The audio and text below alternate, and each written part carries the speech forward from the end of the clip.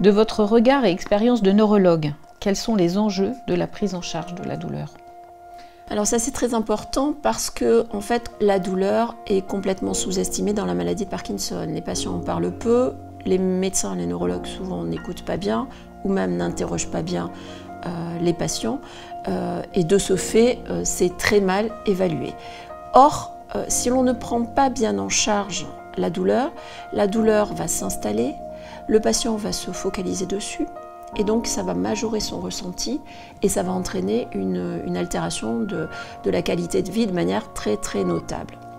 D'ailleurs, il y a des patients qui se plaignent beaucoup de douleur et la douleur constitue en fait la plainte au devant du tableau clinique, même plus important que les symptômes moteurs. Il y a des patients qui me disent par exemple, si j'avais pas la douleur, la maladie de Parkinson ne me gênerait pas beaucoup. Il y a même des formes de maladie de Parkinson qu'on appelle des maladies de Parkinson douloureuses, parce que vraiment la douleur est donc au premier plan. Très souvent, elle a commencé au début de la maladie, voire même un peu avant, et ça a été la porte d'entrée de la maladie de Parkinson.